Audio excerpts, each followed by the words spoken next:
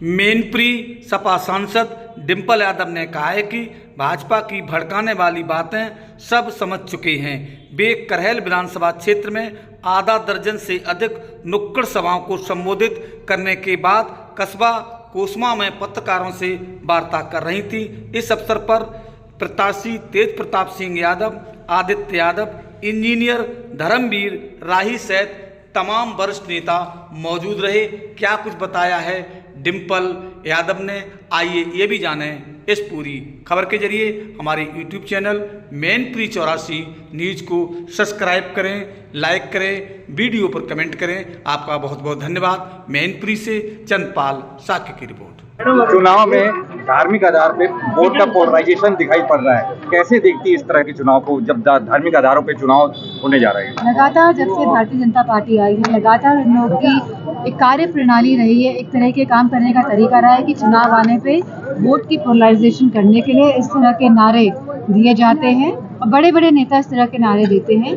लेकिन आज जो सभी समाज के जो लोग हैं, जो हमारा पीढ़ी है, वर्ग है, ये सब समझ चुके हैं कि ये खाली इनकी भड़काने वाली बातें हैं जिससे कि वोट बढ़ जाए आपस में। लेकिन क्योंकि आज 10 साल केंद्र के और लगभग 10 साल जहाँ 8 साल हमारे राज्य सरकार के होने जा रहे हैं, तो कहीं ना कहीं अब लोगों को इस बात का समझ आ रही है कि इस तरह के भड़कीले भाषण देके वोट तो ले लेते हैं, लेकिन जो बातें कही जाती है कि किसानों की आय दुगनी हो जाएगी, कि 2 करोड़ युवाओं को रोजगार मिलेगा, कि आज महिलाएं सुरक्षित रहेंगी, कि अन्याय खत्म होगा, तो इस तरह का कोई भी चीज़ प्रदेश में देखने को नहीं मिल रही है। और हर वर्ग और हर समाज के लोग अपने आप को कहीं ना कहीं प्रताड़ित महसूस कर रहे हैं। 2027 के सत्ताधीश के नाम पे पोस्टर लगे हैं समाजवादी कार्यालय लखनऊ। किस तरह से देख रहे हैं लोग जो अभी से 27 की कल्पना कर रहे हैं कि अखिलेश जी वहाँ मुख्यमंत्री होंगे, सत्ताधीश नहीं, तो जब आप कह सकते हैं 80 में से 80 जीत रहे हैं या 9 में से 9 जीत रहे हैं, तो मैं नहीं समझती इसमें कोई गलत बात है। अगर कार्यकर्ताओं में जोश है, उत्साह है, तो इस तरह के पोस्टर्स जैसा बता रहे हैं लगाए गए, लेकिन ठीक है। जब बीजेपी ने अनुजेश यादव को उतारा है कि यादव वोट बैंक में सेम लगाने के लिए, क्या लगता है कि क्योंकि यादव वोट बैंक की संख्या करहल विधानसभा में सबसे इस बात का हो रहा है कि जो परिवार का हमेशा विरोध करते थे, जो परिवार के हमेशा हीन भावना से देते थे, उन्हीं लोगों ने परिवार के ही एक इंसान को जो टिकट देने का कार्य किया है, क्योंकि इनको कोई भी उम्मीदवार ही नहीं मिला है करहल अपने विधानसभा क्षेत्र के लिए। तो इसमें सोचने वाली बात है कि जिनको उम्मीदवार ही नहीं मिला, उन्होंने परिवार का ही उम्मीदवार उतार दिया है। तो मैं समझती हूँ कि समाजवादी पार्टी अच्छे वोटों से करहल विधानसभा सीट जीत के आई है। डोनाल्ड ट्रंप ने आज 47वीं राष्ट्रपति पद इस तरीके से नहीं, हम उनको कांग्रेचुलेट करना चाहेंगे, बधाई देना चाहेंगे। हमीरपुर में 2 पत्रकारों को अर्थनगर के पिटाई का मामला सामने आया है। लगातार जब से ये भारतीय जनता पार्टी की सरकार आई है, पत्रकारों पे भी हिंसा बढ़ी है। जो पत्रकार सही इंफॉर्मेशन देते हैं या लोगों को जागरूक करते हैं, तो उन पे इस तरह की कार्रवाई हमने देखी है, हो रही है, और ये बड़े ही निंदनीय घटना है।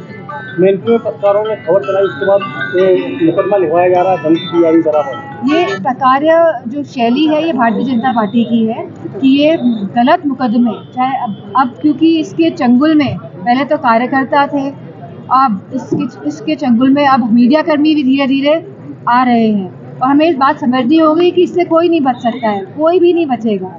तो हम सबको ये सही समय है कि भारतीय जनता पार्टी को बताने का। वैसे भी जब लोकसभा चुनाव आए हैं, तो अब लोग भी ये समझ गए हैं कि भारतीय जनता पार्टी को हराना आसान है, मुमकिन है। तो अब वोटों की जो सुनामी आएगी, अब आप देखेंगे जिस तरह, तो पता नहीं चलेगा भारतीय जनता पार्टी का। मैडम लगातार शासन मतदाताओं पर दबाव बना रहा है, किसी को भगोड़ा घोषित कर रहा है, किसी को जिला बदल कर रहा है 6 महीने की। हमारी सूचना आ रही है सब जगह से, और हम इसमें कार्रवाई कर रहे हैं। और ये बड़ा ही असंवैधानिक तरीके से जिस तरह पूरा प्रशासन काम कर रहा है, इसीलिए हम कह रहे हैं कि ये भारतीय जनता पार्टी संविधान और लोकतंत्र को देश से खत्म करना चाहती है। मैडम लगातार मंगलसूत्र को लेकर पहले राजनीति होती रही, अब बेटियों को लेकर। मैं समझती हूँ जब इस तरह की बातें मन से कही गई, तो लोगों ने इस नारे को, इस तरह की बातों को नकारा, पूरी तरह नकारा, और तभी हमने देखा कि आज पूर्ण बहुमत की सरकार नहीं है केंद्र में। जब इस तरह के नारे देंगे, तब नुकसान भारतीय जनता पार्टी का ही। वहीं शंकराचार्य जी ने कहा है कटोगे या बटो वाला जो इन्होंने मैसेज दिया है, वही लोग बांटते हैं वही काटते हैं। आप लोग कैसे देखें? नहीं, अगर शंकराचार्य ने इस तरह की कोई बात कही है, तो एकदम सही बात की है कि वोटों के लिए लोगों में भेदभाव करने के लिए खाली इनकी राजनीति है, और ये जन सेवा करने का इनका कोई भी इरादा या जज्बा या कोई भी इस तरह की भावना नहीं है।